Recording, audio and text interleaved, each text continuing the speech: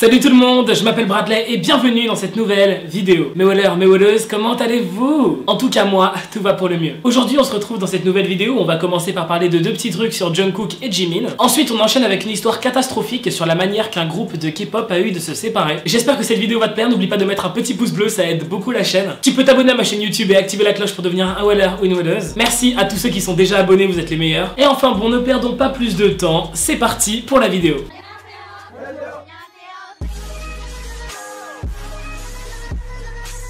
Est-ce que vous saviez que Jungkook est un artiste? Eh bien vous le saviez car vous savez que Jungkook sait chanter et danser, mais est-ce que vous saviez qu'il sait très bien aussi dessiner? Sur le réseau social Weverse, Jungkook a partagé ses créations. Alors je ne sais pas dessiner, vraiment je suis nul en dessin, mais je trouve que ses dessins sont vraiment très beaux. Et malgré le fait que je ne sache pas dessiner, je vais quand même vous expliquer comment ces dessins m'ont touché et ce que j'en pense. Je trouve les dessins de Jungkook plutôt simples, mais justement je trouve que c'est la perfection dans la simplicité. Je trouve les dessins plutôt doux, vraiment minutieux. En fait, les dessins de Jungkook, je les trouve apaisants et j'aime beaucoup. S'il y a des amateurs de dessin qui regardent cette vidéo, n'hésitez pas à me dire dans les commentaires ce que vous pensez des dessins de Jungkook. J'ai vraiment cette impression qu'au collège, on a tous eu un gars qui savait trop bien dessiner plus que les autres. La plupart du temps, ce gars dessinait des mangas et il dessinait des mangas trop bien et nous, on était tous jaloux. Et je sais qu'il y en a qui regardent mes vidéos. Je sais qu'il y en a qui font partie de cette communauté, des gens qui dessinaient trop bien au collège et qui impressionnaient tout le monde. Si vous regardez cette vidéo, je veux vous voir en commentaire. Parce que vous m'avez fait souffrir, vous m'avez rendu jaloux parce que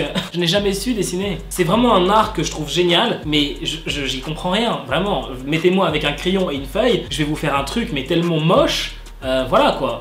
Maintenant, je voulais vous parler de Jimin qui a fait parler de lui récemment pour une raison plutôt marrante. En fait, beaucoup de gens s'accordent à dire qu'une K-pop star peut vraiment avoir l'air mignon et très jeune et peut aussi avoir l'air un peu plus vieux et plus viril. Et bien, c'est exactement ce que Jimin a prouvé lorsqu'il a totalement fait bugger un filtre Instagram. En fait, c'est un filtre Instagram qui est censé deviner ton âge en fonction de ce à quoi tu ressembles. Jimin a posté ses résultats sur Twitter et en fait, on peut voir qu'en fonction de la tête que Jimin va faire, le filtre va lui faire changer d'âge. D'abord, le filtre lui a dit qu'il a 28 ans, après le filtre lui a carrément dit qu'il a 13 ans, faut pas abuser les gars, et après le filtre lui a dit qu'il a 23 ans. Donc c'était plutôt fun et il a décidé de partager ça avec les armies. Pour ceux qui se demandent, si on compte comme nous on compte, Jimin il a 24 ans et si on compte comme en Corée, Jimin il a 26 ans.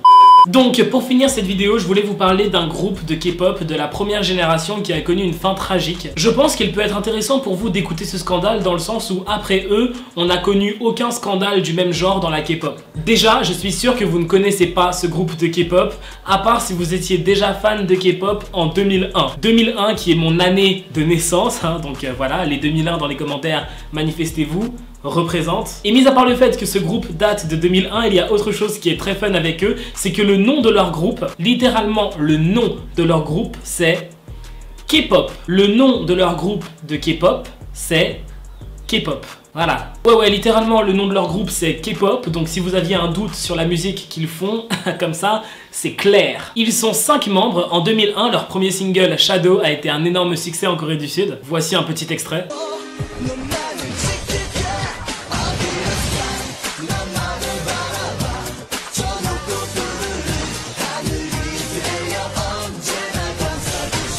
Effectivement, c'est très old school, hein, voilà, ça commence à dater, ça fait presque 20 ans. Je veux dire, si aujourd'hui un groupe démarrait avec le même MV, la même musique, le même budget, sachant que dans le MV que je viens de vous montrer, il n'y a aucun budget, je veux dire, ils sont sur un fond blanc les mecs.